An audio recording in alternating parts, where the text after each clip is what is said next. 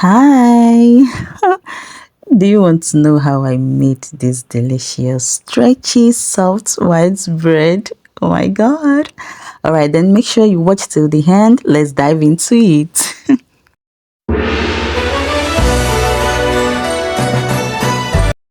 Alright, so I have measured my flour already.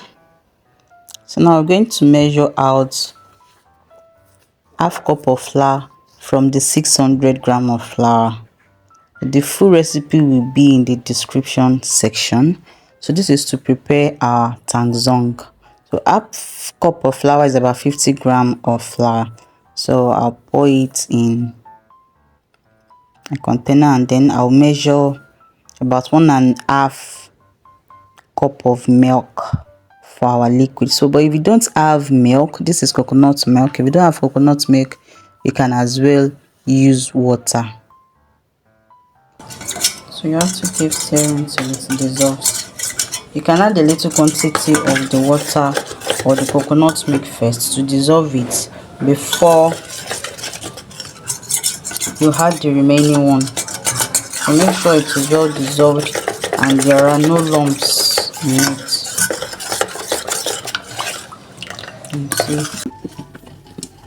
So for the Tanghzong, you have to place it on fire and keep stirring so that it doesn't get burnt.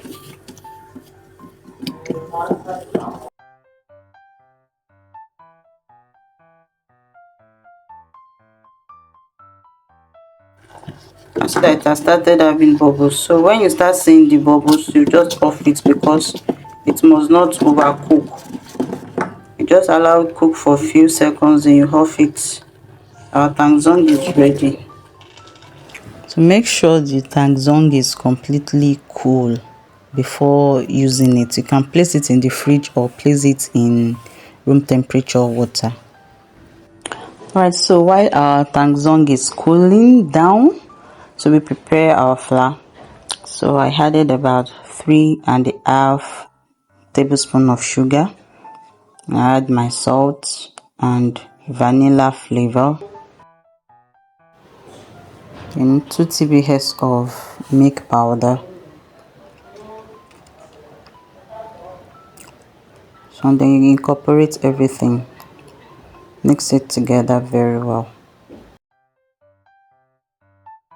After which I added my yeast. So this is 1 tbs of yeast. The flour is 600 grams, so just measure it, make it heaped this way. So pour it in and cover immediately so that air does not get to it. Our Tanghzong is completely cool, so we then add it to our flour. So the purpose of the Tanghzong is to make the bread stretchy, to keep it moist till up to 2-3 days.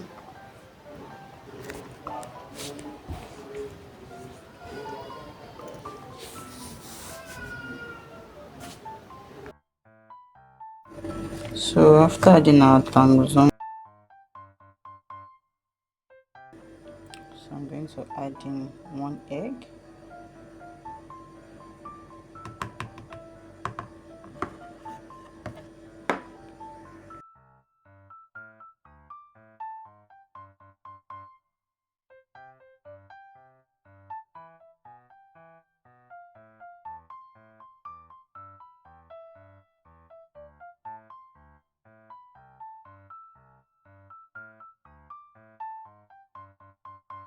It needs more water. You can add a little quantity of water to it. So in my case, I'm adding tiger nut milk. So then our dough is ready and it's now time to knead. So this is the best method of kneading your dough. Like this is the method that will make it easier for you. So you can see that the dough is not too soft. Make sure it is not too soft and it is not too hard so that it will be easy for you to knead. So if you keep using this method to knead, it's going to be easier for you. So you can knead for about 10 to 15 minutes, depending on your strength. This is homemade bread. You don't have to sweat too much, but if you feel you can knead for longer, you can do that. And if you also have a mixer, a dough mixer, then it is better for you. So as you knead it to become sticky, because I'm making this video in Nigeria and the weather is very hot. So as you knead, the dough will keep rising, the yeast will be activated because of the heat, because of kneading, so it will be sticky. So if it is sticky like this, you can add oil to lubricate. So just keep kneading, So at this point the gluten has formed a bit, so I'll be using oil for this recipe, about 1/4 cup of oil. The full recipe will be in the description section. If you have watched to this moment, thank you so much for watching. And if you are new to my channel, you are welcome to 360-degree baking explore. Don't forget to subscribe, kindly like this video, and also share. You can share it to anyone that needs it. So just keep on kneading. You can see that the oil has incorporated already. So keep on kneading till it is moderately stretchy.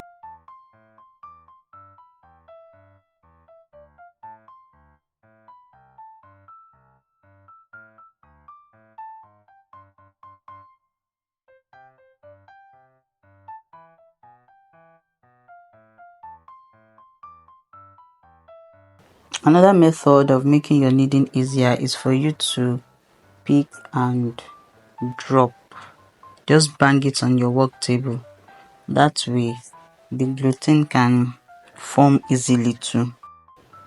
If you feel you are tired, this is the fast method of kneading. Just raise and bang, raise and bang.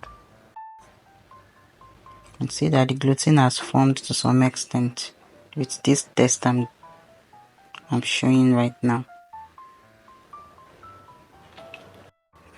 Now I've divided my dough into 3 parts here. My 600 gram of flour give me about 1.1 kg of dough.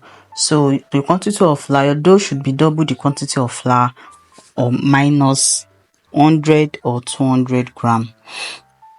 So I'm forming it into a ball shape and then the rod shape. So I lubricated my pan with oil. So this is 300 gram of dough each. But if you don't know the size of your pan, just make sure that your dough is 1/3 of your pan. Now, depending on the size of your pan, if your pan is like my pan is medium size pan, so just make sure that the dough takes about 1/3 of the space in your pan. So that is how you won't use excess dough or dough that is smaller. So for the last one, I'll be using my round baking pan to bake. Now my dough has proofing already. Like if you have the time, you can allow it to proof for 1 hour, but this has proofing for about 15 minutes. So I'm going to bake. So for the circular one, I allowed this to proof for 1 hour, for more than 1 hour. Yes, our bread is ready. So I baked this with my pot. If you want to know how I bake with my pot, you can check my other videos on how to bake without oven. So there was no light when I wanted to bake, so I had to use my pot, and it came out soft, golden, and beautiful.